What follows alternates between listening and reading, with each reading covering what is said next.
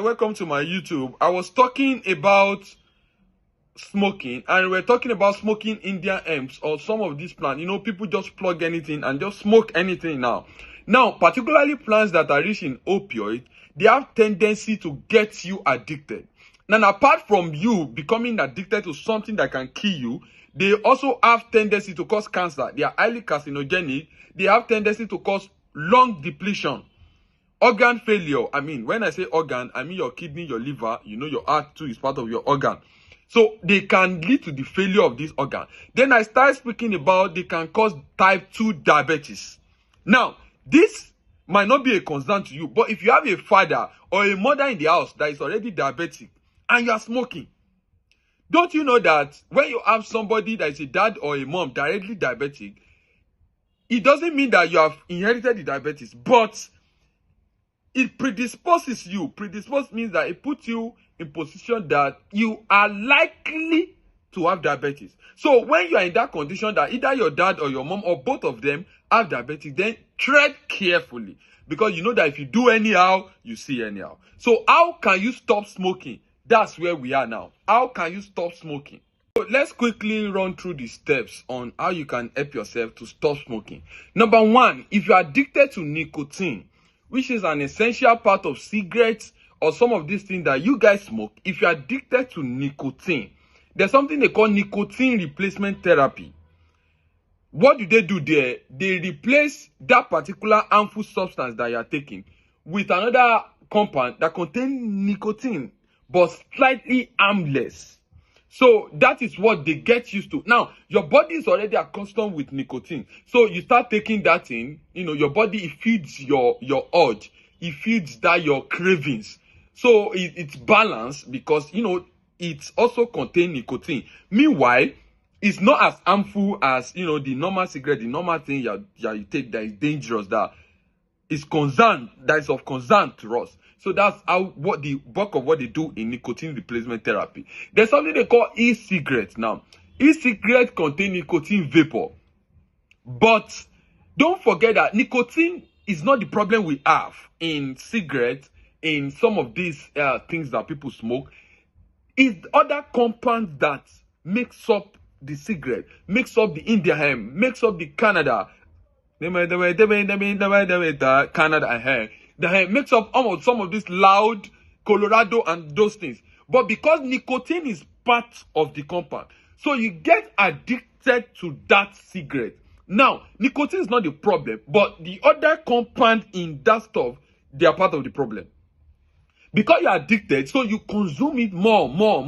Now, nicotine, which is the addiction part there, the addiction point there, is what is drawing you, is the rest of the chemical that is killing you. I don't know if I make sense to you, but that's number one. So number one, if you want to stop smoking, the first thing you need to do is mind shift. You're okay, by August 1, I'm going to stop smoking. Start preparing your mind.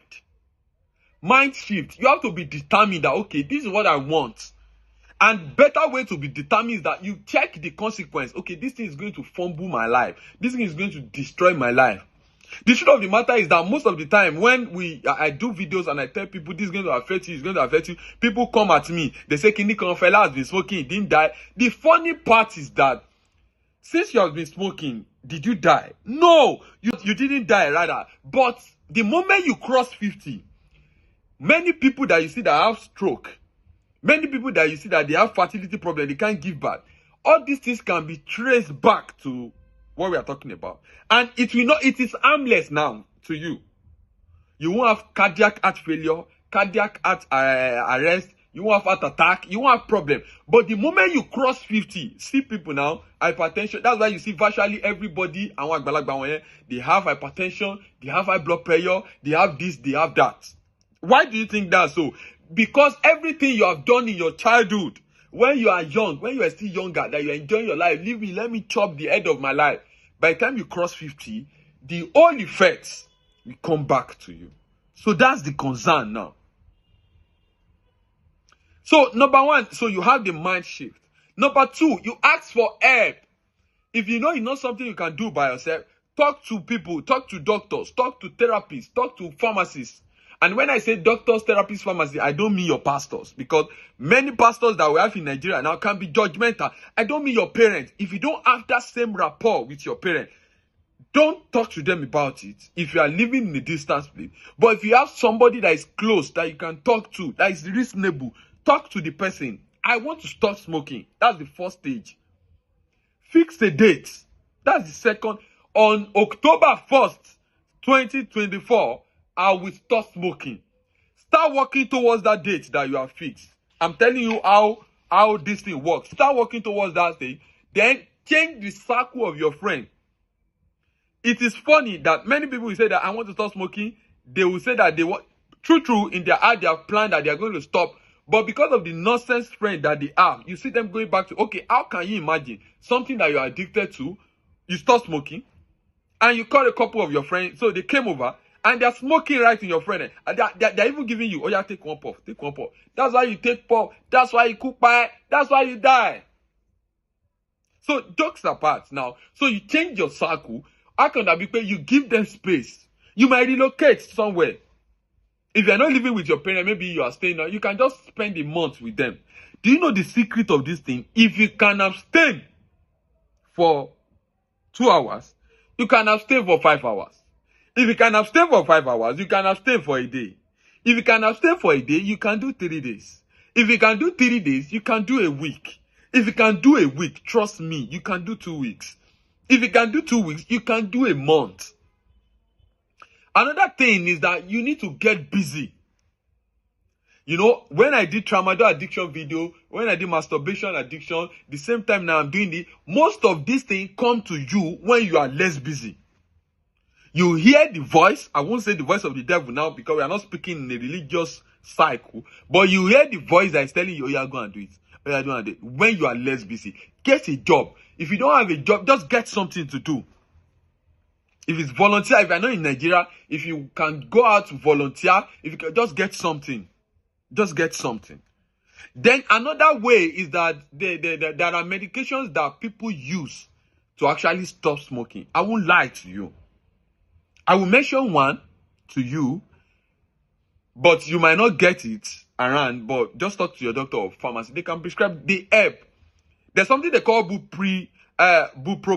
Yeah, bupropion. There's varenicline. There's bupropion. Those 2 medications are used to stop smoking. Now, don't misquote me. Stopping smoking, stopping the act of smoking, it's a psychological part that you have to do yourself. But I'm saying that this medication will help. It's not like the moment you take the medication, you just stop smoking. No. The medications will help. So how do they help? Number one, the bupropion that I just said, it has many effects on the brain, including it helps the brain to quit smoking. There's a condition in part of the brain that helps to control that center that, you don't just feel like you want to smoke. It destroys the urge. It cuts the craving. So they can be smoking around you and you don't just feel the vibe. That's how bupropion works. It decreases the craving. Imagine craving something and all of a sudden you take a medication and the craving drops. So, and with that, it will help you. The second one, the varenicline that I said, how does it work? It mimics nicotine and reduce the enjoyment you get from it. Now, mimics now, there's something they call, if you are not pharmaceutical or medicals, you might not understand the idea of sympathomimetics and some of those things. But in short, it shall mimics nicotine. Like, it behaves like nicotine. So when you are taking this medication, you feel like you are still taking your nicotine. So it solves the craving, one. On the other side, it now starts making you feel like you don't really enjoy this thing. All this thing is in the brain. The fact that you like something is sweet. It's in the brain. That's why that girl that used to be the best lady to you, the moment both of you now and you feel like, okay, this guy, I don't like him again, you might cry for a month, but after a few months, it becomes a total stranger to you. That's the power of the brain. Talking about the psychological part of it. So all these things are possible. You can quit smoking now. You can do it. So another thing is replacement therapy. You can go and do the replacement therapy that I've done, that I've said something about. So see your professional, your doctor, your professional, and some of these people for that. And you can also book a therapy with me. It's just that it's expensive. But if you want to pay, I'm here. So don't say that I've not helped you again on how to quit smoking. So stop that nonsense attitude of you. Bye bye.